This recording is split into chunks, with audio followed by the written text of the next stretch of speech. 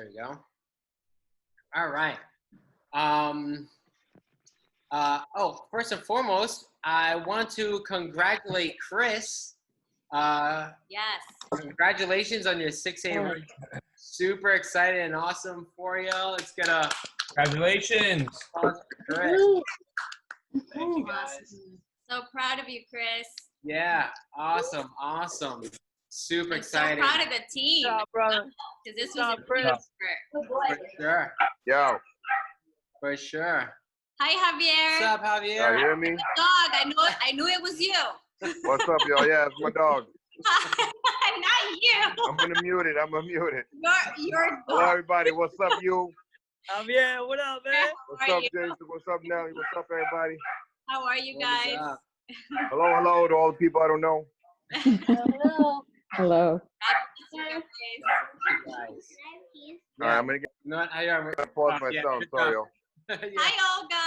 Hey, what's up? Hi. Welcome, Olga. How are you guys? Beautiful member to the team. Aw, to the family. thank you so Super much. excited to have you. Thank you. Hey, Olga. Hi. Okay, you can mute everyone. Let's see. Maybe somewhere. Only if there's like noise kind of background. Noise, Yeah, I like to okay. keep the microphone on for the team if you have any questions and stuff. Yeah, but first I want to congratulate Chris. Chris, could you just start really quick? I just want to hear from you really quick and just share maybe for 5 minutes just your experience of getting up to 6A and what are the pointers that you could help those for those that are shooting for the rank. Wow, that's there's a lot to talk about. Loaded question. We'll probably have a Zoom just for you, actually, in the future. Hi, Hey, guys, how are you? good. How are you? Good. What's up, Bernice? Hi, Jay. Maybe I could ask you, Chris, what pushed you to go through everything in the business when times got tough? Well, I just never gave up on it. I knew that I wanted to, I had the goal. I knew that I wanted to rank up with the Magic. So no matter what happened, I just always stayed with it and pushed through with the business. Through all my dry seasons, all the, different trials that I faced throughout the process. Just the goal was always to grow the business no matter what. So we just kept growing and persistence and consistency. Awesome. Yeah, exactly. Never change the goal. You could change the plans, but never change the goal, right? So that's Right. what kept you going. I mean, you've gone through the business so many different ways. But one of the things where I've seen with you to be able to progress was the point that you were so coachable, that when things didn't work out and we told you a different direction to take, and you would take that direction and you would produce results, and you would always just adjust it every time things went tough. Awesome. Yeah, Yeah. we'll have to do maybe another Tuesday night. We'll just talk about everything. Yeah, exactly. Your whole road. Yeah, I think that's really good for people to hear. Awesome, I like that. All right, guys, super excited for you guys tonight. We have our very special guest. I think everyone on here knows him because we always talk about him on our Zooms.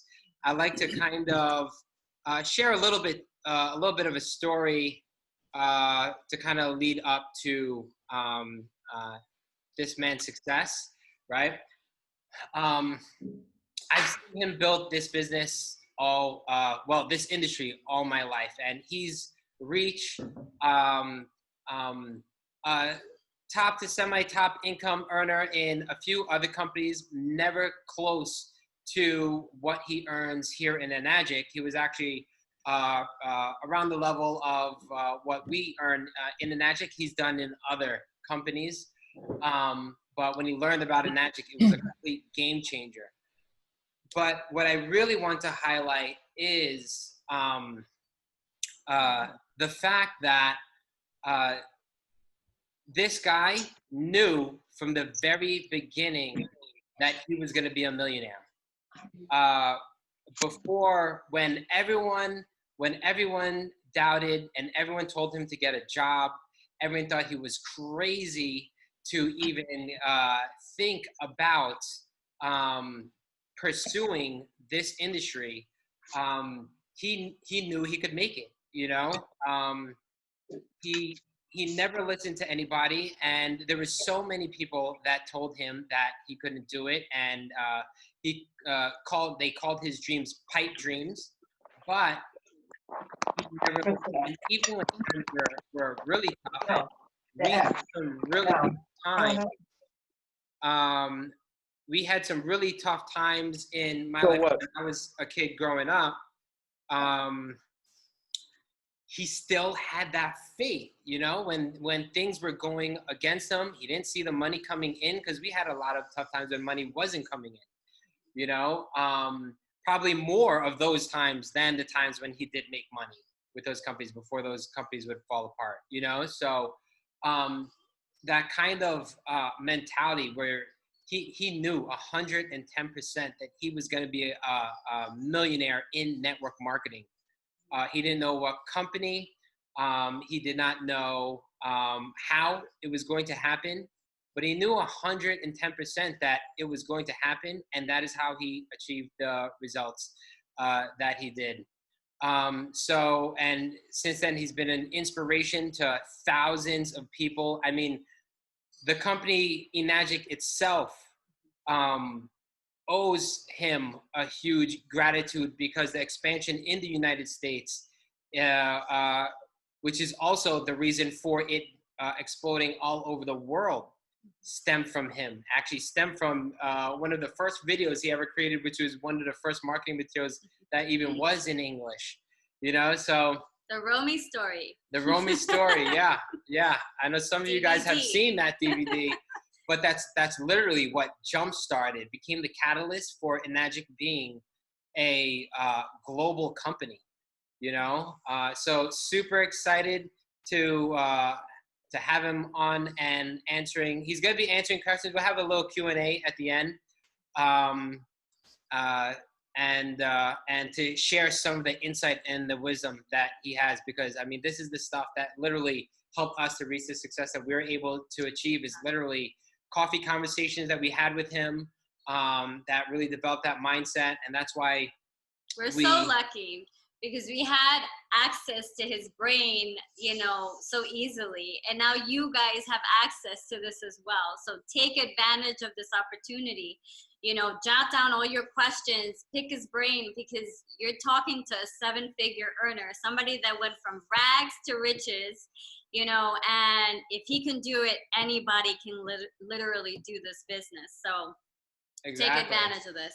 And you might even hear some of this stuff he's saying is stuff that you've heard from me in past trainings, because I'm literally reiterating everything that I learned from him. Like, when you follow the model of people who achieve success, you can duplicate that success.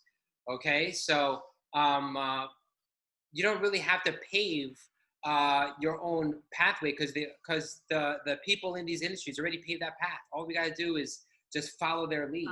Alrighty, so without further ado, I'd like to welcome the top income earner and top ranked producer all over the world, 7-figure earner, inspiration, and he's done so much good all over the world, from building churches and giving back and helping out so many people all over the world.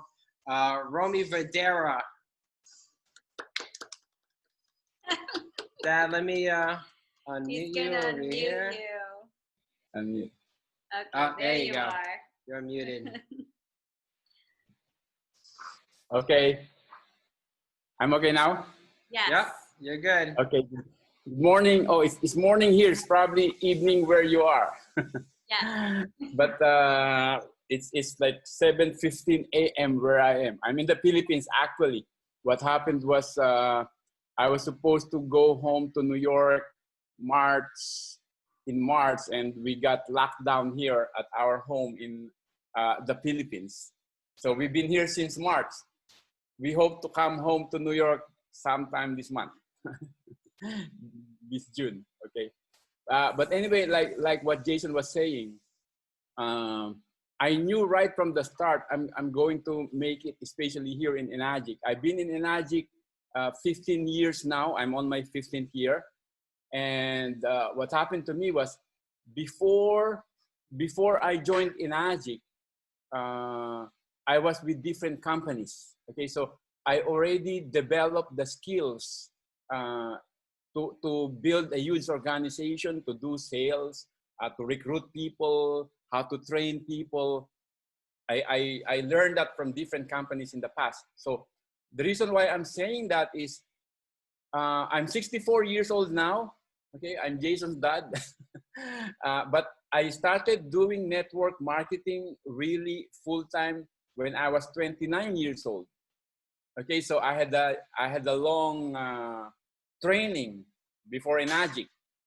And what happened to me when I was young, and this story is very important because there is something inside the person that you have to develop, or that needs to be there if you really want to like succeed in an extraordinary way. Even when I was a kid, here in my hometown, we live in a rural area, in a poor area. My parents were poor. I already have that ambition that one day when I grow up, I will make it rich. You know? My father used to work in a hospital, government hospital, and he gets very little pay. Before that, he was a waiter at a restaurant. So I didn't like that being poor experience.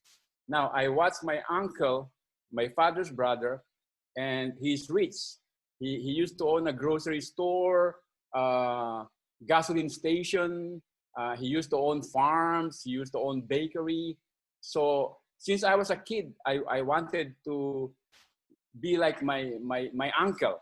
Okay, so it's important that you have that ambition inside of you, that you really want to like make it and be wealthy. You know, so when I was here in the Philippines, I got married young.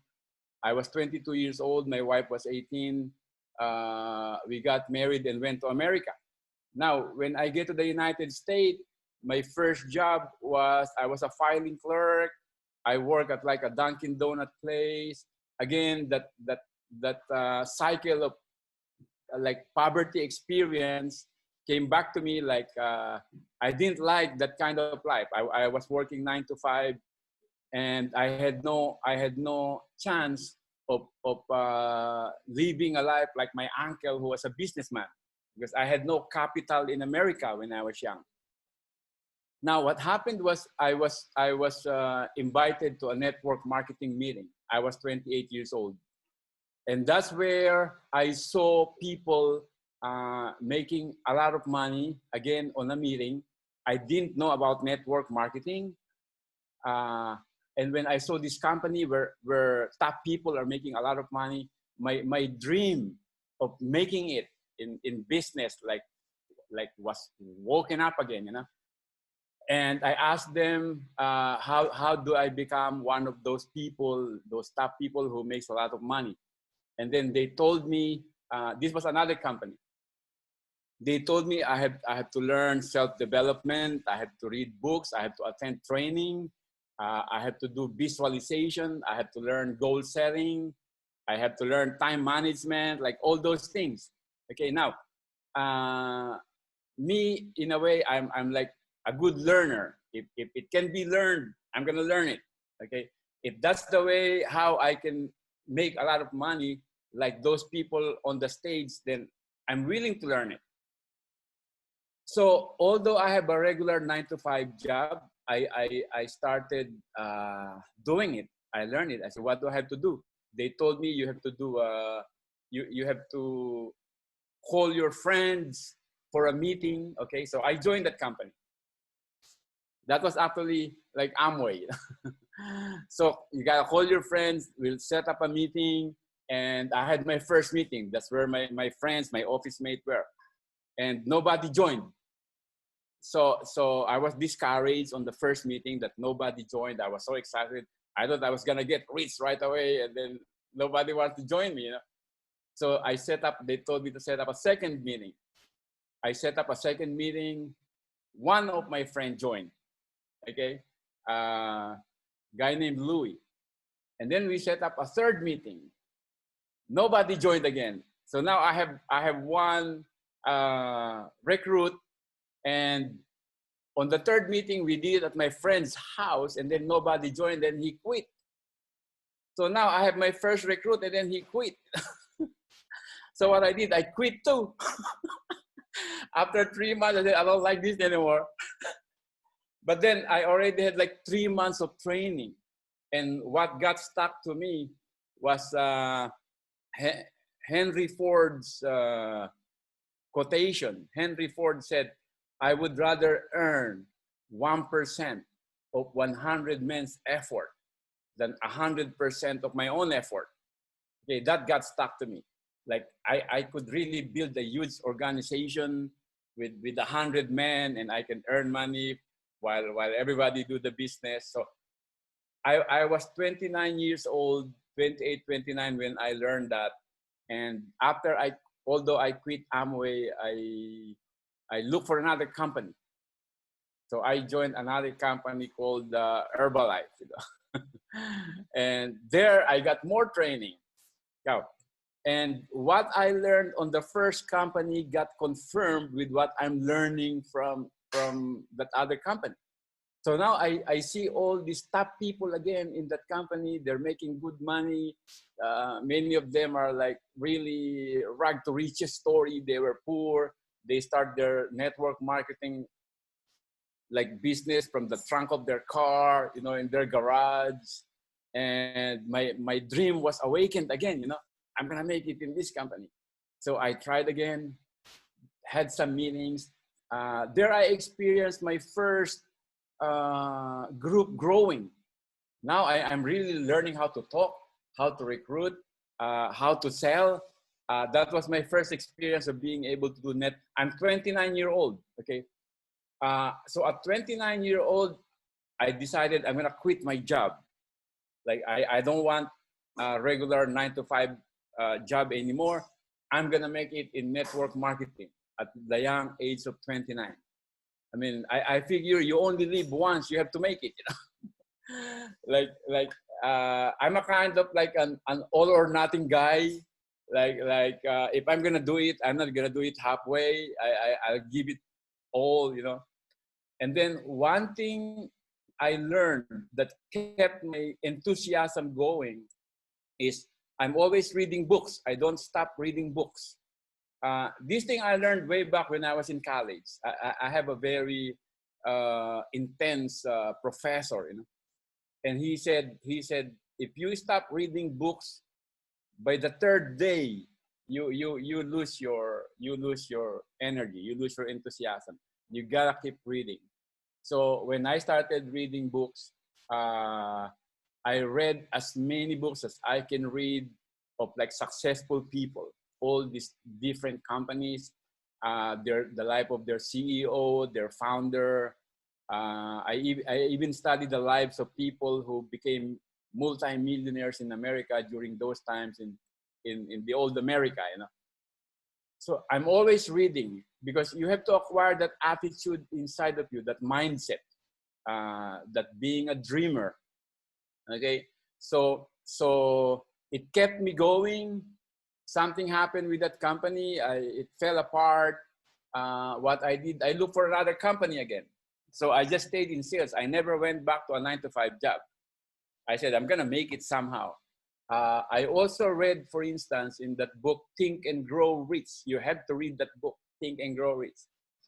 I really followed what it says, like how you can recite your goal. You should make a dream board, things like those.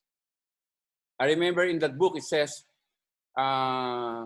nature, if it sees you really trying and wanting to become successful and you never give up, one day nature will say, this kid's not gonna give up, you know, let's give it to him. So that got stuck on my mind. I'm not gonna give up until nature gives up and gives me the success I want. Okay, so even at a younger age, one time I was on a trip with one of these top network marketing person from another company. I was being recruited, me and my friend, it was actually my friend Joe Reed who brought me there. And this guy, at the time, I was so poor, I was so broke, I couldn't even have a cell phone because I had no money. And this guy have a house on top of a mountain overlooking California.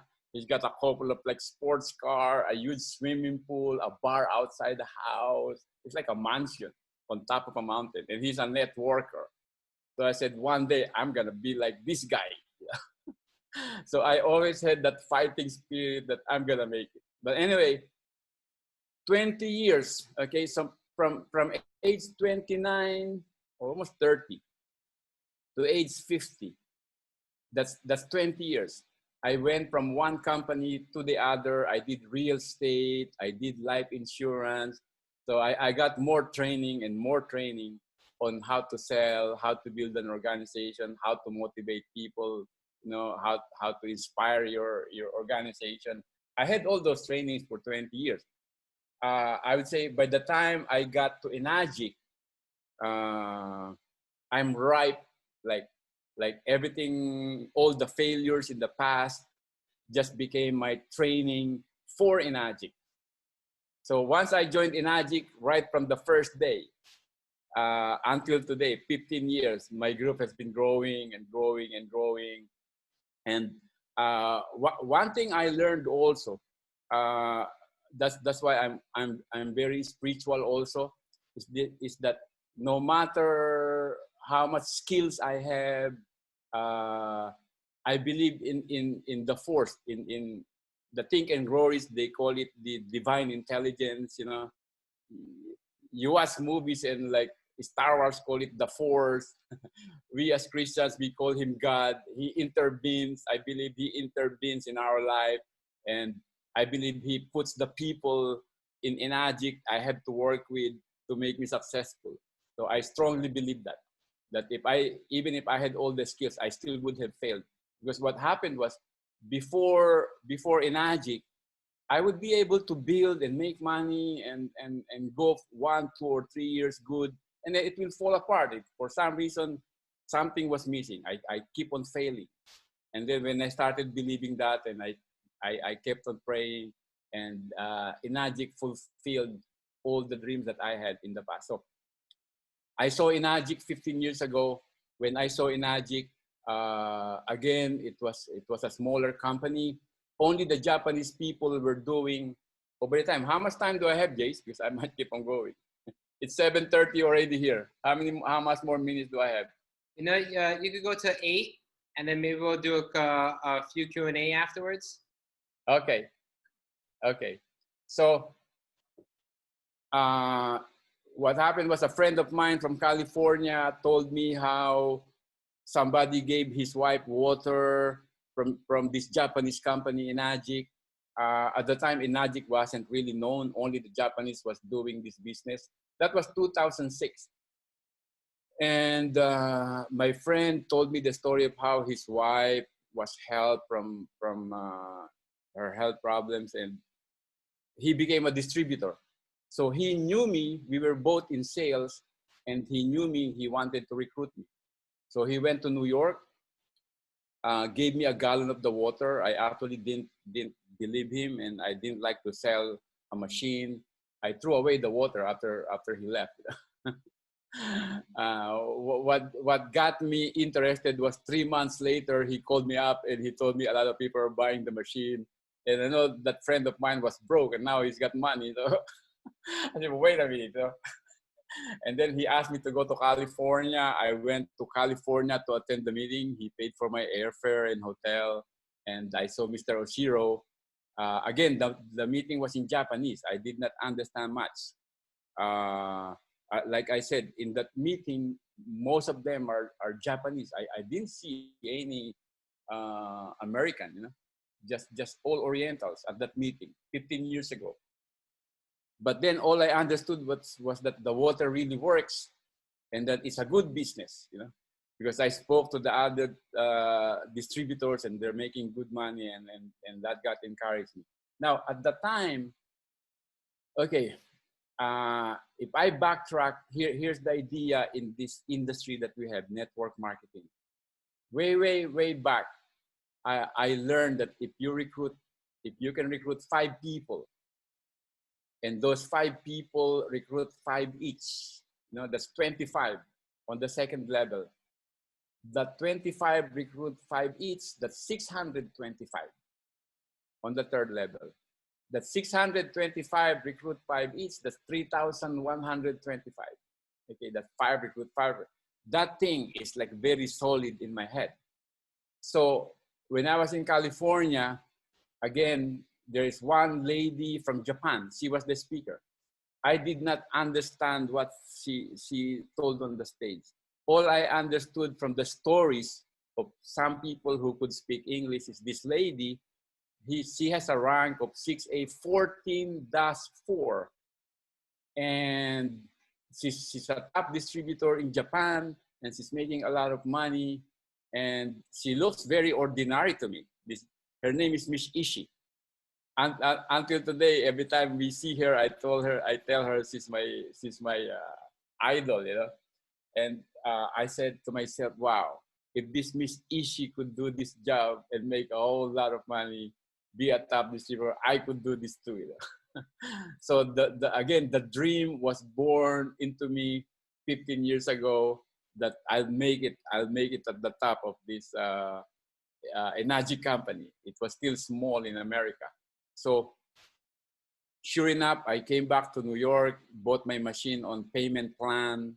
At the time, there were no videos about Kangen, nothing much on the internet. So the only tool available in doing the business was the pH tester. So right away, I said, I'm gonna make it in this company. I'm gonna do this pH test. That's the demonstration I saw when I was in California. I came back to New York. My upline is in California, so I'm alone in New York.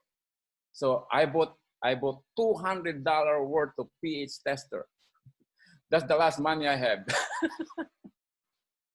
And I said, I'm gonna do this demonstration like day after day and be a 6A. You know? So that's exactly what I did. Right after I bought the machine, I started doing demo. Now, again, I'm already used to calling people for appointments. So I know if I could set up appointments, I could go to their house and do the demo, I can make sales.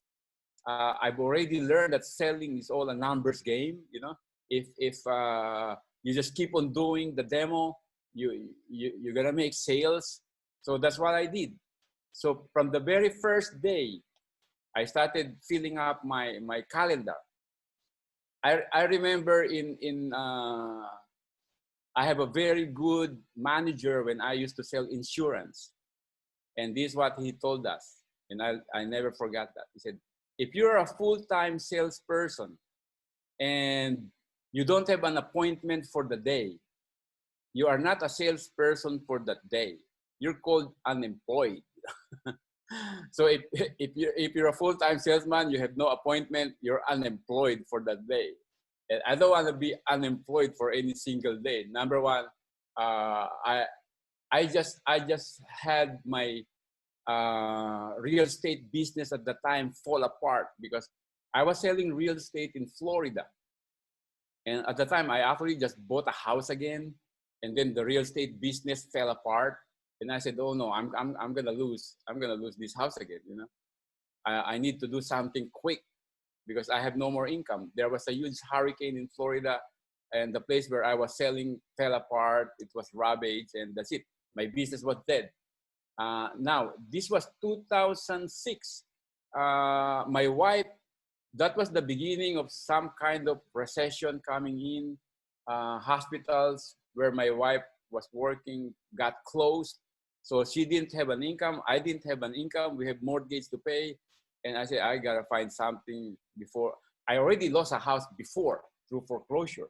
I didn't want to go a second time around on foreclosure. So I said, I'm going to do this Kangen business. And sure enough, I keep doing the demo every day for the next 3 months.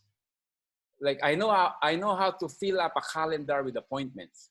You just prospect people, make calls, and jot down the appointment into your calendar, and you fill up a whole month of appointments. So on those first 3 months, 90 days, I filled up my calendar. I go from one demo to another, and by the end of the 3rd month, I'm a 6A. It only took me 3 months to become a 6A. And then I started helping my people. Like I said, at the time, there were no YouTube videos, no Zoom like this. I had to like do everything. One thing I learned: if you want to succeed, you have to make things happen. You know, you don't wait for things to happen. You don't watch for things happening. You make it happen. So I learned that to make this thing happen in network marketing, I gotta be able to duplicate myself, to duplicate what I do. So what would happen if the people I sold the machine, they don't know how to do the demo? So I created a DVD. That was the Romi story DVD. I said, I can duplicate myself by creating my demo and my compensation plan on a DVD. And that was 15 years ago. That actually became the basis of everything you see now on the internet, like the Kangen demo, you know, and the home plan that originated from that original DVD I created 15 years ago. Now, that is a non-compliant, very crude DVD, so it's not being used anymore. But you don't need that to succeed today, because today you have DVDs. You could just email the link to somebody. You had Zoom presentations, you know. So that got it started 15 years ago, that DVD. But anyway, as the group grows, I became a 6A in 90 days. That was 2006. By the end of 2006, I've helped some of my downlines pursue their becoming a 6A also. They're working for their 6A. My group was selling about 500 machines per month. That was the end of my first year, 2006. By the second year, that DVD was spreading around my organization already. In fact, I hired my other son, Jeremy, to duplicate it. We bought a duplicator. Again, there was no YouTube video, so I was sending DVDs to people to the point they were ordering hundreds of them from me. In fact, that DVD, if you don't know how to do the demo and sell, I just pop it into the video DVD player, play it, watch it to people. People were buying, watching the DVD, you know. And in fact, there's one lady, she's a Russian lady at the New York office. She told me, I think 682 or 683. She said, Romi, I became a 6A just showing your DVD. That's why I know it works. By the end of 2007, that was my second year. I look at my calendar. I jot down how many DVDs I was sending out. I sent out over 40,000 DVDs. That's how much, okay? And that actually, I would say, started this energetic Kangen business revolution around the world. So I sponsored people from California. Cynthia Briganti joined me right, I think the 5th month. I was 5A when Cynthia Briganti joined. Then it spread all over the United States. We used to have just the New York office and the California office. Now we have the Florida office, we have the Texas office, and then one of my downline from Chicago down the line, sponsored somebody from Vancouver, Canada. Today, that's Dante Kalinisan, who is a DAS 5, you know. So the business grew in Vancouver. We set up an office in Vancouver. So now we have an Enagic office there. And then one of my downline from Florida recruited somebody from Toronto, Canada. So now the Toronto people joined. It usually starts with Filipinos, you know, with our Filipino friends, and then it grows to the other nationalities. So now we have an office in Toronto. So we have 2 offices in Canada. And then Cincha Briganti sponsored somebody from Mauritius, who sponsored somebody from Singapore, who sponsored somebody from Malaysia, which is Samsia. You got Bernard Chan. It's spread all over Asia. So the Asia organizations actually did not come from Japan. It came from America, from my organization. Now, I always tell people, some people are afraid that maybe the lockdown, maybe the coronavirus will slow down our business. No, it doesn't. I remember even when I was starting, that was 2006. We were on the verge of financial crisis, okay? Financial crisis in the world, actually in America, it started in 2008. 2008, 2009, 2010, okay? And during the financial crisis, many companies are closing down, hospitals are closing down, banks are closing down, thousands and thousands of people lose their job. A lot of people's like savings, investment were cut in half. People are losing homes.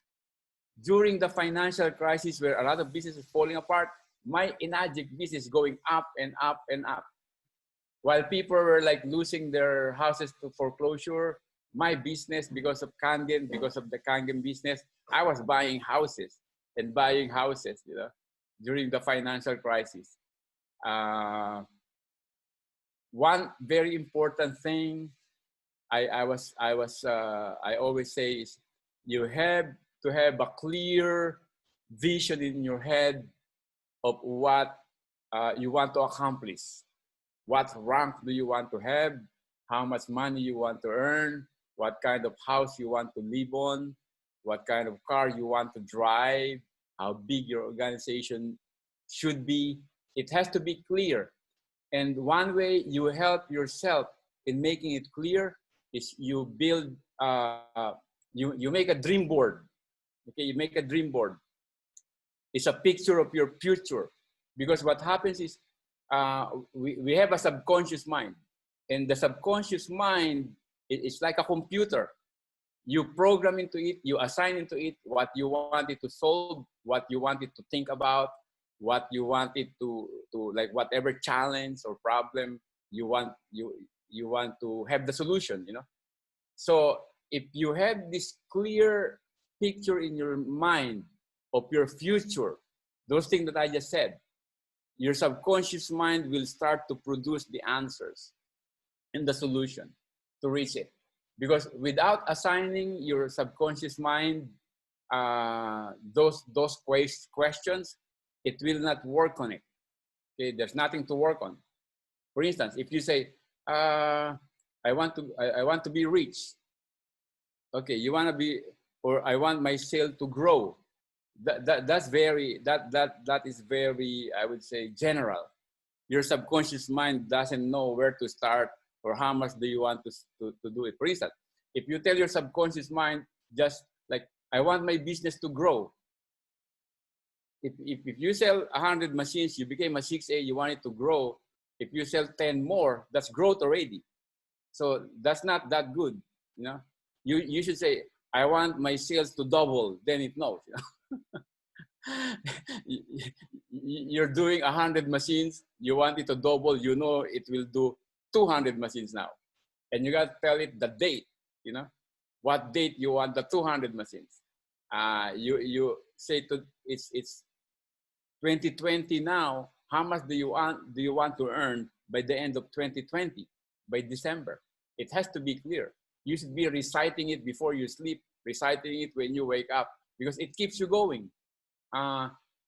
Even if you know what to do, you know how to do the demo, you know how to present the compensation plan,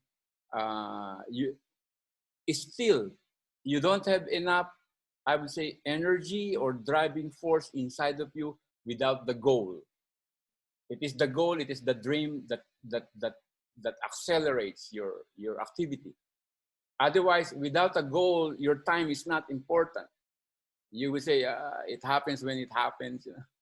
I become a 6A when it happens, or 6A2. So I always like to push myself because like I said, you only live once. You want to make things to happen. You don't wait for it to happen. So for instance, on the dream board, the house where we live today in Staten Island, by the shore, by the beach, I wanted that like long before, because when I was young, I grew up in an island in Mindoro from my father's like town, so that when we go on vacation, my wife and I, every time we go on vacation to the Caribbean, to Puerto Rico, Atlantis, in some islands in Asia, I always dream one day I'm gonna be a house by the ocean. Okay. Sometimes I thought it would happen in the Philippines because the Philippines is less expensive. Like there's a place called Boracay, beautiful beach. Okay. I have dreamt that one day I'm gonna have a house there. That was before. I don't dream that anymore. Because what happened was, in Staten Island, at one point, in fact, Jason helped me. I said, Jason, can you cut me a picture of like houses on the beach? You know, I just want pictures on the beach. And I think he showed me like 50 pictures of homes. And I just picked 3. And those 3 I put in my dream board. I said, one day I'm gonna have a house like this on the beach, you know. And eventually it took years. So when I posted that on my dream board, it was just like a wild dream. It's a wild dream. And years later, my wife and I said, why don't we go to this house here? Maybe we talk to the owner and make an offer. That was when I was already making money in Agic, and we did it. We live in that house today by the beach at the New York Harbor, you know, where every morning I see the sunrise, that's my dream house. On my dream board, it came true. See, all this goal setting, dream board, subconscious mind, it may seem like unreal, but I've read it. And there's a guy named John Assaraf. You can follow him also on YouTube. He's a sales trainer. I actually learned much about this dream building and having a vision from him also. It happened to him also, where one day, 10 years later, the house that he bought was exactly similar to the house on his dream board. It's almost like magical how it happens, you know, almost magical. So you should do it. The dream boarding. Where do you want to go on vacation? You know, I like that. Like my wife is always looking on the internet now where you should go. Like I said, no, not this year. We're not going on a cruise this year. This year we relax, okay? And again, in Agic, I was talking about the recession. The recession did not affect my business when it happened in 2008, 2009, 2010. That was when my business kept growing. Today, with the lockdown, I just saw the email yesterday, okay? Because we first experienced lockdown in March. And half of March, around middle of March to the end of March, we are already locked down. And when I looked at my sales report for the whole month of March and my check for March, it didn't go down. It was higher. Okay, so the lockdown did not affect our business. Now April comes, the whole month of April, the world is in lockdown already. It still did not affect it. Okay, the business. Now, actually, my organization a little bit from 100% it dropped to 92%. So I only lost about 8% of the whole business. No? Comes May, okay. I just look at the record at the end of May. Like June 1st, I look what happened in May. My business is 128% high, which means the whole month of May, when the whole world is locked down, when a lot of businesses are closed, a lot of people are losing their job. I think 30 million people in America lose their job. My organization's business around the world did 128% from the previous month. That's how big it is. I just saw an email from the company. We did 111% from the previous month. Our business is up in May, while the Enagic offices are closed. Everybody is doing business on the internet, and we are selling, and we are productive, and we went up to 111%. Our business is growing on top of this coronavirus. While all the other businesses are closing, we are growing. I think this coronavirus might be good for our business. I actually was doing some research on the internet. They say some businesses will really fall apart. Some of them will disappear. Other businesses will grow big.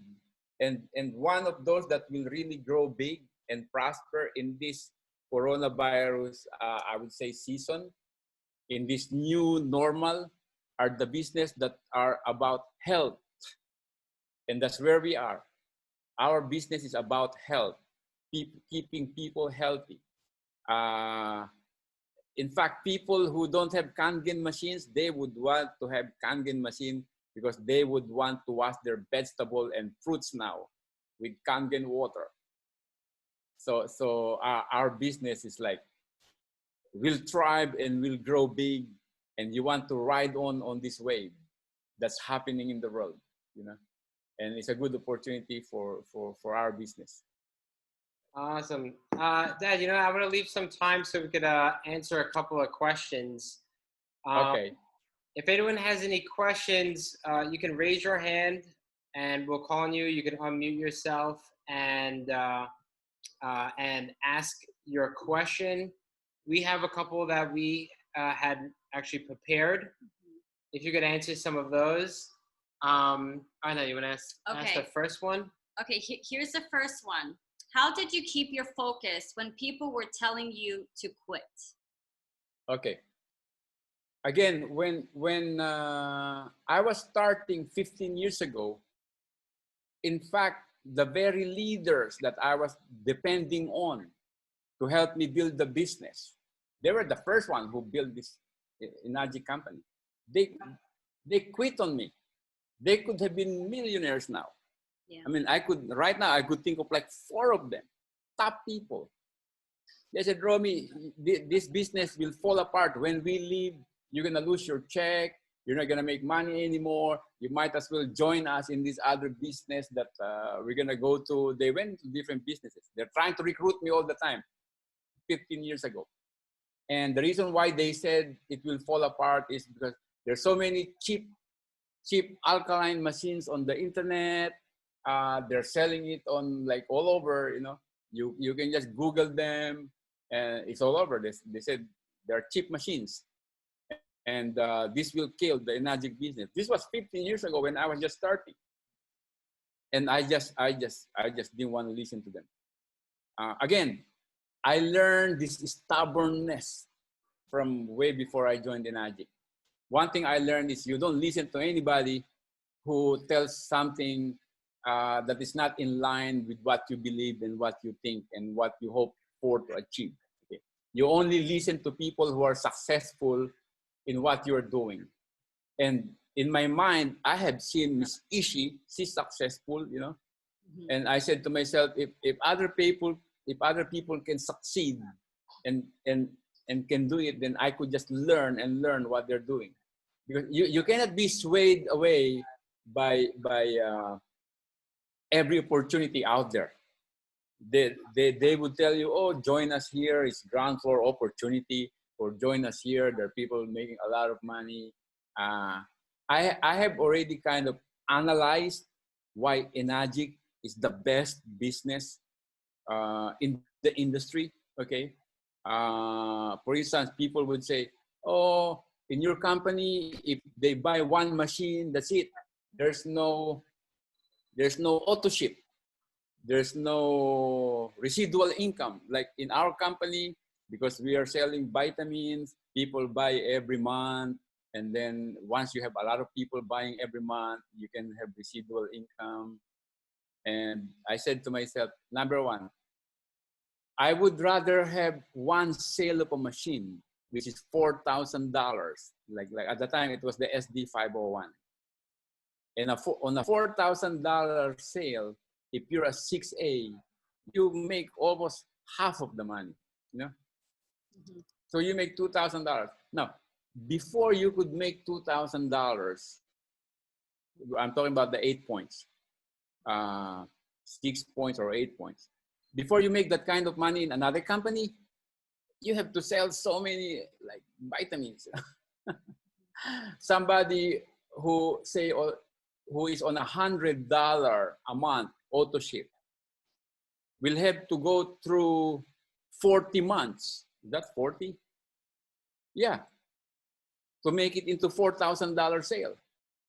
Most of them will probably quit in about the third month. Because if they don't make any money on the third month, they don't want the auto ship anymore. They quit. So I'd rather have that one sale now and I get paid now and I got paid. Also, it's not true that we don't have residual income.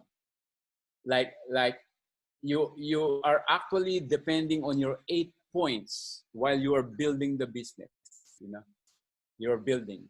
Once you have a big organization, you're not dependent on the 8 points anymore. You're dependent on your override, on your monthly bonus, on your quarterly bonus, on the whole organization. Okay, because now that my organization is so huge, like I don't have to work for the 8 points anymore. I just wait for my override from everybody. Yeah. Right, Dad. Here's the next question from Ellie. What is your approach to people without telling a long story? Okay.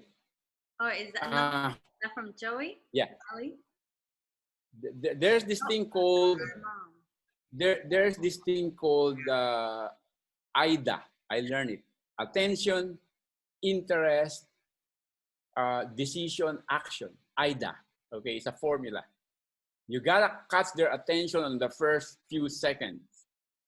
Because if you don't catch their attention in the first few seconds, you lose them.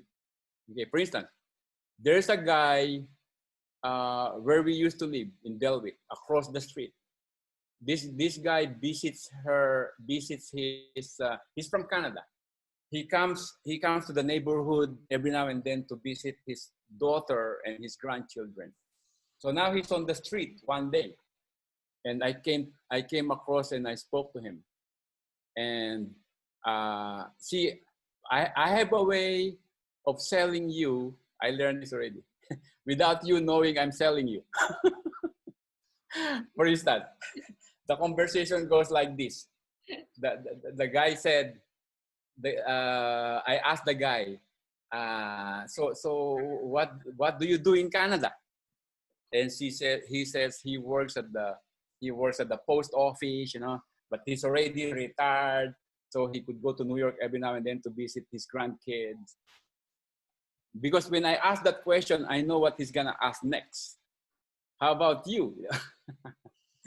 So I say, oh, I'm a distributor of this Japanese company. We distribute this machine from Japan, and it helps people. You know, it's a machine that helps people with their health. You want to be healthy, and then I elaborate just short. No?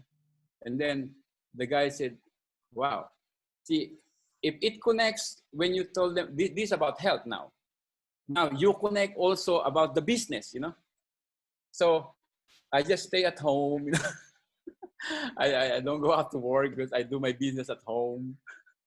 But that machine is inside my house, you know. Next thing the guy said, can I see that machine? You know?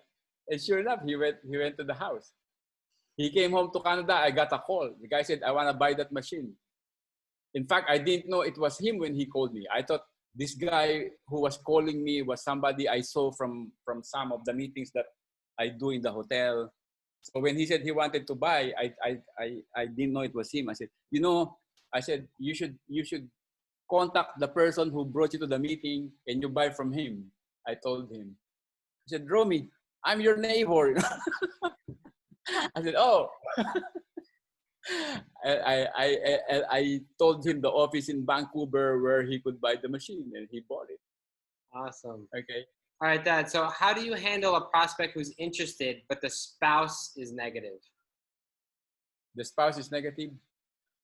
Okay. When it comes to convincing people, okay, when I get that question from other people, how do I convince my customer? Okay. In this case, it's the spouse. Okay. It always boils down to how bad he wants to buy the machine for his own health or for his business. Okay, so that's a challenge for him. But whatever you say, whatever you tell him, you are only, what you're doing is you're just building up his desire to have the machine. So whether he can convince his wife or not, it's just depending on how big is that desire for him to own the machine. Like in the beginning, even my wife, you know, like we were so broke and said, what? You're going to buy a machine? It's like $4,000. We have no money. No, we're broke. I have no job. You have no job. How are you going to make monthly payments on that machine? So I said, I'm going to sell machines, you know? So I'm going to get my monthly payments. And she let me. That's how I got started. Wow. All right, Dad. So what did you do to not get distracted by the things around you? Okay, again, is that laser focused. Like, okay, I bought so many books, I read so many training. Along that line, I would say there's a book that talks about focus, you know, focus. You focus on your goal, on your dream, on your desire, and you don't let anybody distract you. Like, I remember this story. See, I live by principles. And those principles, sometimes there are stories behind the principle. And it comes back to me. Again, in your subconscious. See, everything that you learned is like archived in your subconscious mind. And when a challenge comes, that thought comes to help you. See, this particular thing, I remember a guy who I look up to, my friend Max Madridejos. He was at the time successful, like real estate person. Again, he was the one who told me to quit. He didn't tell me to quit. I decided to quit because of his story. He told me a story of how there were two frogs in a drum trying to escape, and they will drown if they could not like kick their way out of the drum. And then he said there are people looking at the drum who are passing by, and they were telling the frogs, you're not gonna make it, you're gonna drown, you're gonna die. And then one of the frog, he just gave up and died, you know. The other frog kept on kicking and he got out. And then my friend Max told me, why did the other frog keep kicking and was able to escape? I don't have the answer. They both heard what the people are saying. And then my friend Max told me, you know why? Because the other frog is deaf he doesn't hear what the people were saying. The lesson is you don't listen to anybody. He was Yeah, he's deaf. So I learned how to be deaf to what other people say. That's a good one. I'm gonna make it in Enagic. I'm gonna make this big company, this That company big. I did it. Don't Yeah. listen to anybody. Yep. Yes. All right. Here's the next question. First, people usually ask. First question people usually ask is how much is it? What do you say to that? Actually, How much? they ask how much is the machine. What do you usually say when they ask how much is the machine? Actually, I kind of want to, can I just chime a little bit? Maybe you could just expand on what I'm saying that. If they're asking that, Elizabeth, it's because you're selling too much in the conversation, you know, where all the selling is done in the presentation. So there's a saying called that goes, if you can't tell them anything, don't tell them. If you can't tell them everything, don't tell them anything, right? Have you heard that saying, Dan? Yeah. Uh-huh. Yeah, could you Yeah. expand on that, why that is? Yeah, especially if you're just getting an appointment. I have been trained. That's why I do that. The phone call for the appointment or the initial thing is just for the appointment. It's not for selling the pitch. You don't tell the price until after they see the value. Now, again, everything is posture, everything is mind. So you just go to the next one. It's all a numbers game. Romi? Do you hear me? Yes. Hi, how are you, brother? I have a quick question. I think a lot of people on the team could relate to this, where you start a conversation through Facebook Messenger or through text or maybe even through the phone, and it starts off good, and then once you shift to the, I guess, talking about the business, it might catch them, but at some point, it's as if they stop responding. It's like they ghosted you, like we like to say. And it happens a lot, obviously, I guess, just in sales in general. So how many times do you follow up with somebody? I guess it's a case-by-case basis, but how many times do you follow up with somebody who was present and then all of a sudden becomes you chasing them down, not trying to convince, but they were present with you, they showed interest, and all of a sudden it was like, now they're not responding. How many times do you follow up with them until you stop and say, you know what, I'm just going to move on? Yeah.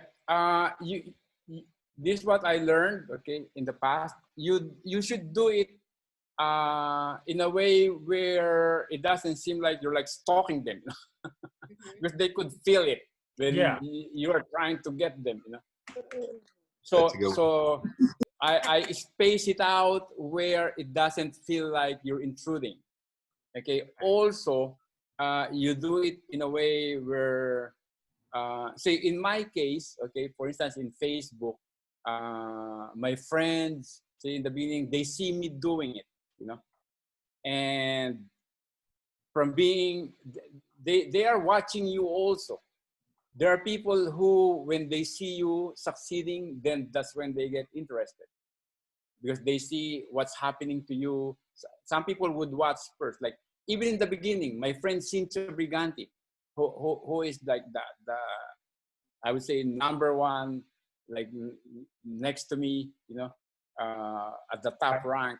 I brought her on my first meeting, and she herself heard Mr. Oshiro, although he was speaking Japanese, but she saw the first meeting I attended. She's my first prospect, actually, that I brought to the meeting, Cynthia Briganti. And then she didn't join. In fact, the reason why she agreed to come with me and listen to the Enagic presentation was she was in another business and put me into her other business. So after we went to my Enagic meeting, then she brought me to her company's meeting. She even let me speak to the president of her company. It's like a spatial deal recruitment. They're trying to get me into her company. Okay. Right. So if you look at that point, she was so high, so focused. She's getting good checks from that company. If you think about it, like I should not follow up on her anymore. She's a lost case, but no, you put her on the back burner, you know. So what I did, a month and a half later, I became a 5A in a month and a half, 6 weeks. I called her up again. I said, Cynthia, remember that Japanese company I showed you we went to? I already sold like 50 machines. I had a being to the same magazine. Why do they repeat their advertisement month after month? Right. Again, it has a subconscious effect on people. They see the same advertisement next month, advertisement the second month. Like they say, it takes 5 to 8 exposure before they started thinking. They start thinking. For some people. Hey, Romy. So here's my question. So I know in life, you know, we have our ups, we have our downs. My specific question is, because I really want to tap into your life experience and your wisdom in this company. What do you do, or what have you done, or if you have any little hacks in life where you're, you know, you might be depressed or discouraged. I'm sure you've had those moments like everyone else does. What have you done as far as like a little exercise or something to get you out of that funk, you know? Because really it's all about perspective, but sometimes, you know, it's just you're gonna have those days. And then, you know, I'm a big guy on training. Like if you don't train for those moments, then you're kind of gonna be like a little victim, and obviously nobody wants that, right? So what have you done to get you out of that pit, like yourself? What have you done in the past? Okay, like I said, okay, see your mind. You have to understand how your mind works. Okay, your mindset works. It's like this. I learned, for instance, from Anthony Robbins. You know, Anthony Robbins. They gave him a PhD honorary degree in psychology because he could get a guy who is suicidal, and in 2-3 minutes he could change that guy's mind. This guy is like high in life already in a few words that he's gonna say. Okay, it's been tested. Okay, that's how fast he could switch the mind of the person. So I would say I have learned how to switch my own mind from discouragement to excitement. And again, that's by reading books every single day. It's a kind of, you ponder, you meditate. Here's a perfect example. If you watch a horror movie, you get terrified. You watch a comedy movie, you laugh, you know. You watch a love story movie, you feel like falling in love. So that's how you influence your own mind. So you have to know how to influence your own mind. Now, the way I learned how to influence my own mind is like I always have a book. Like I said in the beginning, it was Think and Grow Rich, The Magic of Thinking Big. Agmandino was a guy who was about to commit suicide. Okay, and right before he committed suicide, he got a book. I think it was from Zig Ziglar, one of the top guys. He read the book, and it just gave him a total different view of his future. Okay, so it's all the story you tell in your head. When you are discouraged, because you're telling your head disaster story, you gotta tell your head a beautiful story. And the way I do it is I read all these books and all the beautiful stories of these people who was on the verge of failure, and they overcome it. What you do is you see the blueprint that other people had on how they built their life. And the more blueprint you have, the more you believe that I can have the same blueprint and I'm gonna quit. For instance, Elon Musk, he's one of the most recent that I learned the story. Elon Musk, we recently just had that SpaceX launch, right? I read the story of how when he built the SpaceX, again, he was on his last, like $100 million. He was still young. He sold another company. He's got 100 million, and everybody was telling him, he went to Russia. Oh no, 100 million, you cannot build a spaceship for 100 million. You get one shot, it blows, and you're done. But he did not listen to this Russian aeronautic people. He went home, built it himself, you know. But he's a genius. So he flew his spaceship, something that he spent months and like I think almost years to build. It blew up in a few seconds after launching. So what did he do? He started all over again. He flew it, blew up again. You know? Could you imagine that? And then the third time, he went back again. In fact, he was interviewed and on national media and said, don't you think you should quit building spaceships? Spaceships are not for individuals to build. It's for countries to build. It costs a lot of money. Only countries build spaceships. He said, no. He was the first individual who built spaceship. That's right. And he did it. And then finally it worked. As soon as it worked, all these countries are giving him contracts to bring their stuffs on satellite up in the air. And he made billions of dollars like with these contracts, you know. So he beat all the different countries in making spaceships. He never gave up. Some people would try to sell 3 machines. And then after 3 tries and their friends don't buy, they quit. And they said, oh, everybody else don't want to buy this machine. I don't want to do this business anymore. I quit. You got to be like Elon Musk. So if you don't know that story, it doesn't inspire you. What you don't know don't help you. You know? That's true.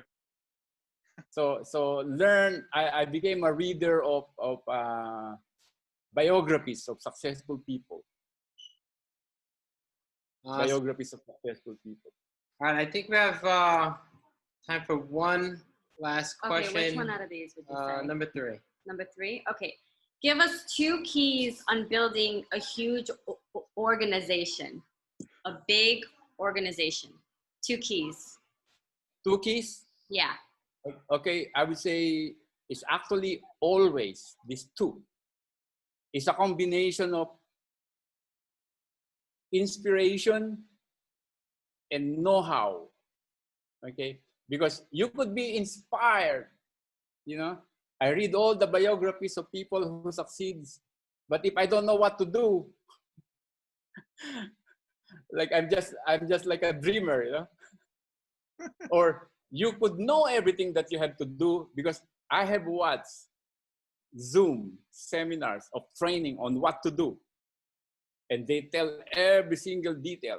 Like you have to know how to prospect, you have to know how to do the demo, you have to know how to present the compensation plan in details. What you do from morning till night, they teach, but they don't inspire anybody. So all that knowledge, all that know-how, I would say still won't propel you if you're not inspired.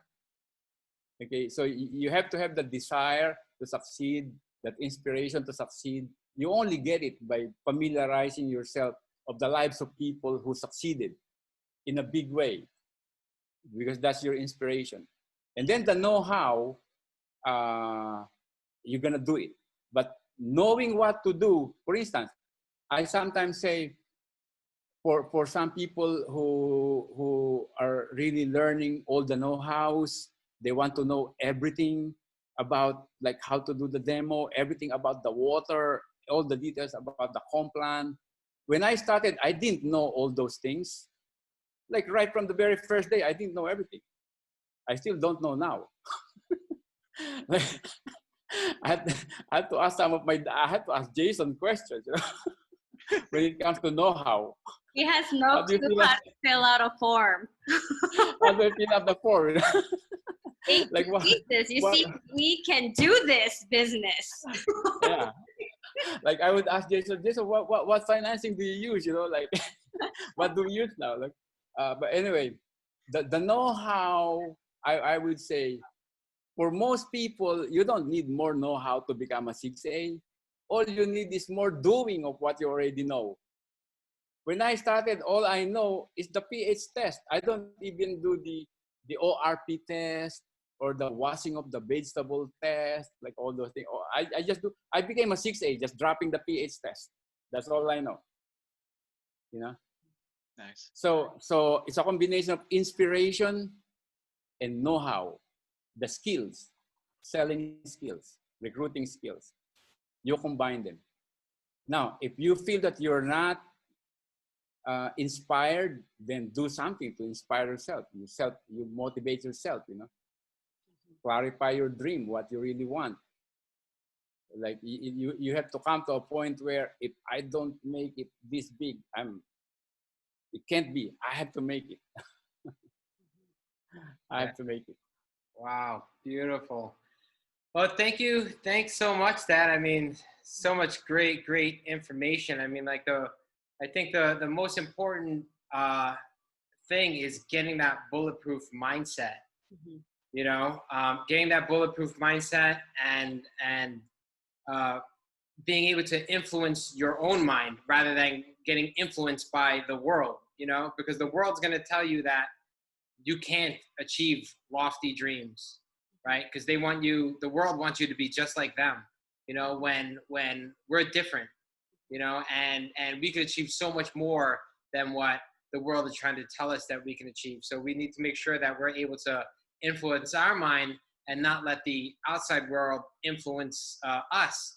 Otherwise, we become exactly like them, you know. And if you think about it, everything in the world, the power of the mind, I mean, it's so powerful that every single thing that you see in the world, the chair that you're sitting on, the house that you live in, like everything was created first as a thought, you know. And most of these thoughts, that if you were to explain the type of world that we're living in now, if you explained it 100 to 1,000 years ago, they would have been like, oh, that's crazy. You have a computer in your pocket? What's a computer, you know?